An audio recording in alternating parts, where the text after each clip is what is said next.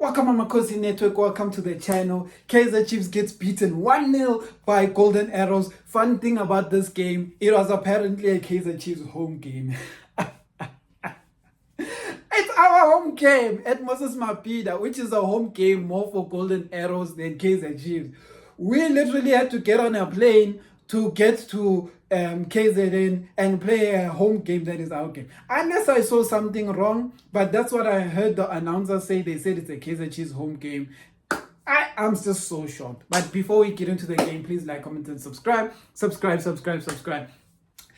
I keep coming here and I keep telling you guys the same thing every week, and the same thing I come in and say every week. Number one, I say I've started to realize Nabi has favorites. Nabi has players who he deems are favorites. I don't know what these players do, if he drinks tea with them after 9. I don't know. But this guy has favorite players. Bradley Cross is one of his favorite players, and Ranga Chivavero is one of his favorite players. Ranga can have the worst game in his life, but he knows good, he will either start or he'll come as a substitute. When Nabi put in Ranga Chivavero as a substitute in our previous game, it did not benefit us. It did not benefit us having Ranga eliminates a Kaizer Chiefs player, and I don't think maybe I'm the one who's not looking at the soccer the right way. But if any of you who are watching and you have a different view, tell me, when Ranga Chivavero comes in, does it not feel like we one less player on the field? Because Ranga Chivavero can't trap, and he always gets sucked in by the center backs. Even when he leaves the center backs and goes up front, he can't contribute because he's too slow to get to the box. But once he's in the box, you can see what he's doing. He's clogging, he's closing in his space, and he's chilling with the defenders. And you don't understand on the field. Like, he's a striker, ne? He's a striker. Is Ranga doing striker-like things? Can he hold up the ball? No. Can he have a quick turn, hit a shot on target? No. Can he header when we supply him with headers in the box? No. So why is he there? I don't know. Nabi. So this game is going to be one of those games where a lot of the supporters are going to sit on one side. They are going to say Nabi is at fault. And a lot of people are going to sit on the other side when they say the players are at fault. Why? Because the players missed basically one-on-one situations. Shabalala is one of the guilty parties. He had the keeper came out of the pole, he touches the ball too far, the defender comes, takes the ball. You see, the second one, he gets a second chance a few minutes later when he cuts in, instead of hitting the target, he gets it wrong. Why do I say this? And I laugh about this every week. And when I laugh about this every week, it's not because I'm not a Kaizer Chiefs supporter, because these things are the basics. I always say, if your players don't have a striker coach to teach them the basics of what to do when you are in a specific position, you'll find shots that Shabalala takes like this. Now, a lot of you are going to say, what was wrong with Shabalala's shot? It's simple. When you're going to hit far post, you have to hit it with the inside of your foot. You don't just hit in Jagoti, I'm going to hit the power with your laces. You don't hit with your laces when you're aiming for far post. That is the wrong technique, because the laces are not going to find a specific... When you shoot far post, you're aiming for the pole. You see the goal post? You're aiming for the goal post. So when you come and you shoot in and you're aiming for that goal post that is there, you need to be hitting a shot that is going to curl into that goalpost. The goalpost becomes your target. But if you coming and you shoot with laces, you are not shooting for the ball to go to curve like this into the pole. You are shooting the ball to go straight into the net, just like this. What is the higher probability of you scoring? If this is the pole and you shooting and you shoot with laces, you want the ball to just go like this. So instead of hitting the ball where it curves and it does this, all of your shots will do this. If it does this, at least the keeper will save if you curled it too much, but this is what your chances will do. I'm teaching the basics of football, which is why I say we need a striker coach. All of these guys have the wrong... Like, Duba has the right technique. Duba does that a lot, actually. When he gets on the right, he hits it the right way with like a curling technique. He gets it right. Duba is one I'm going to chat to you about. Duba today, I don't know who is coaching him at Kaizer Chiefs, and I don't know what he's doing at practice. But there's something that Duba is doing that I feel is coming from coaching, and it's very bad.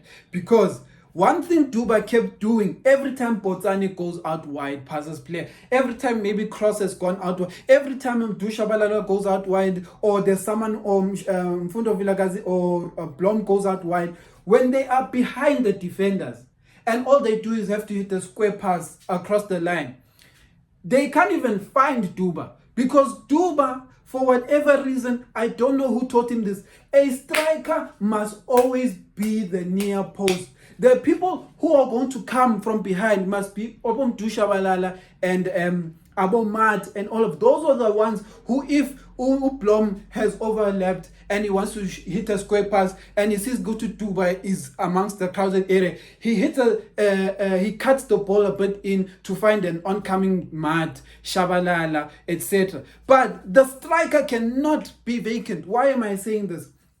Every time some Abu Potani got on the other side of the defender and they just had to square pass to Duba was not standing in line. Duba stops his run. Duba is running, he stops in line, he stops by the penalty area. And then I'm like, Duba, now you expect to Potani, who wants you to be in front to kick a tap in, to look for you. He should not be looking for you. He should be looking for the oncoming players. Why am I this is why I'm like, Duba, whoever is teaching our strikers is teaching them the wrong thing. The striker is always meant to be the first one to get the ball if it's crossed on the other side. The first person. But Duba stops his run because he wants a cutback. But I'm like, no, Duba, when you are a striker, you don't play for the cutback. You need to support that guy who eliminated the defenders. And then you go and you show yourself good to your competing. Because when this guy hits a square pass, it's going to pass everyone because you are not there. It's going to pass everyone. So when it passes, when Upotan and them hit square passes, who is it? Who must they pass to? Because you are not there. I'm teaching basics that I shouldn't be teaching.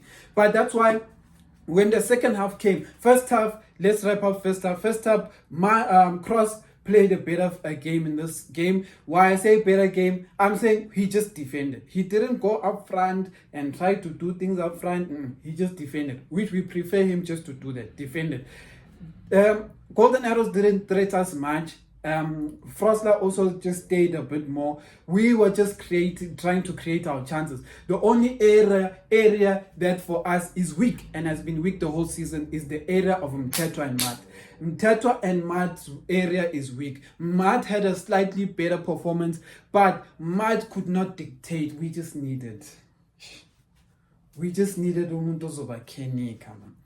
Did you see those little moments where Mtetwa started Kenny carrying? How the ball started rotating and moving. But I'm going to tell you one thing.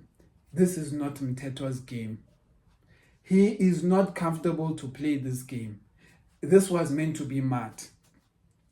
But Mat can't play this game also. Because I don't know why. Mat is only a transition number 8. He can only do things on transition. He can't do this.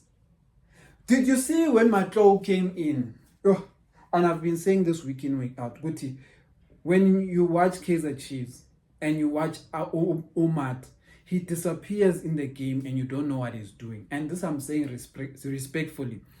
Today, when I watched Umatlo, I can see the offense. I can see him supporting. I can see him making that. I can see him dictating. I can see him making plays. The guy is not even at the in his match fitness. It's his first game. But I could see what he was doing, man. Yo.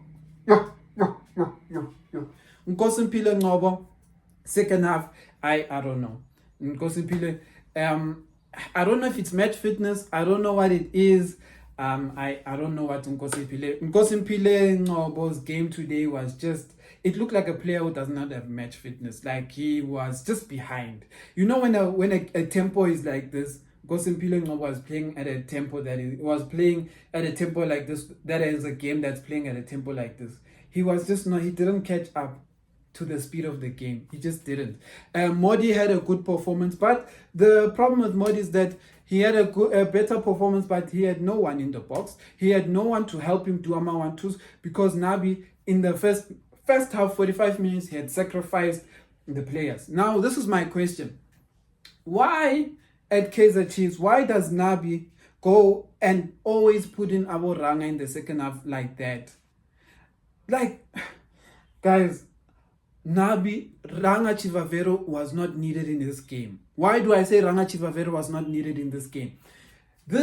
We are playing at the Moses Mabhida that has a wet surface. What do I mean wet surface? I mean that when you pass the ball needs a runner. Someone who can get, when the ball is going too fast, someone who can get to the end of it. No, we put Ranga because we think when we pass Ranga, he's going to be able to trap the ball, slow it for us, etc. But what we forget is Ranga cannot trap. So, I don't know. Like, that's why I'm going to blame two people. I'm going to blame the players, but I'm also going to blame the coaches. Nabi has this thing of he has selected players. Like we know now, it's proper. Like Ranga Chivavero, I quite frankly, to be honest, he had no business. Even if we played without a striker today, I feel like we would have played better. But when we play with Ranga, the game just dies. It just dies because Ranga gets soaked into the defenders and he just becomes, we end up 10 men. When Ranga is on the field, we end up 10 men because Ranga cannot contribute in the midfield. He can't contribute to holding play. And what is worse, what I don't like about Ranga the most is this. Ranga changes the mentality of our team. I think I said this in our last game. When Ranga gets onto the field, the mentality of the team changes. And when I say the mentality of the team changes, is that our midfielders and defenders who generally always have the ball, for whatever reason, they think Guti Ranga can control the ball. So they just start hitting him with long balls. Abo Mikel, Abo Titokwe, Abo Mtetwa, Abo Mad. Everyone starts hitting Uranga Chivavero with long balls. And this carries on the whole game. Route 1, playing like Middendorf's team, but we don't have a Nukovic at front. We have a Ranga Chivavero. Ranga Chivavero can't trap. Ranga Chivavero can't hold up the ball. Ranga Chivavero can't do anything. So then, if you have a striker who can't do all of those things, you are wasting. Am I saying Ranga is a bad player? No, he's not a bad player. But is he good enough for what we want as Chiefs? No. Because, let me be honest with you. You see where Chiefs is now. Fighting Nabo Golden Arrows, Pulukwane City, Abo Cape Town City, Abo Chipa Una. Where we are right now is the level of what I expect Ranga Chivavero to deliver. When you sign Ranga Chivavero, when you sign Cross, when you sign all of these players, and you end up fighting for top 80, Nabo Chipa, Nabo TS Galaxy, I mean, yeah, Vele, you must play. That is what you will deliver. Abo Mat, Abo not Mteto, Abo Mat, especially Mat, all of these guys, they're those super sport guys who fight for top 80, and if they get number 5, it's a good season, but if they get number 6, it's a good season, but they between 7, 8, 9, 10, for them, those are the teams that are there. And Abo Ranga Chivavero, they meet the profile of all of these teams. Golden Arrows. They meet all of this profile. Cross meets all of the profile for these players. And it goes back to quality. Ranga Chivavero is delivering performances that he is definitely on par. On par. Why do I say he's definitely on par? Marumo Gallants was not a top 8 team. Marumo Gallants was not a top 8 team. Ranga yenza umsebenzi wabo, wabayenza ukuthi bathola ama-confederation, wabayenza ukuthi balwela ama-top 80, because that is Ranga Chivavero's game. Now when he gets to Chiefs, you expect a Ranga Chivavero to get you to number 3. Number 2. I'm worried. Anyway, that's it for today. That is my rant. My rant is simple. Quality players, blah, blah, blah, blah. We watch the guys, we watch the Kaizer Chiefs management laughing together, drinking beer. then they having fun. They're having fun lapha at the top. Kumnandi VIP baba no abakho. VIP mnandi uthola ama-scones, uthola amabhega, uthola utshwala, uthola ama-grapes, apula, thina sibhizi nama-knickknacks. Sinethwa imvula. So bukela le nonsense. Bona kumnandi kibo. Wena ukhona nokukhipha ifoni ukukhuluma nobaby uthi baby ifoni yakho inethwa imvula baba. But they Bobby, they like love uphekani today ngo-7. Oh, lasagna. Abafana bayaluza but mina le lasagna yakho You see, this is what we deal with. Amakhosi.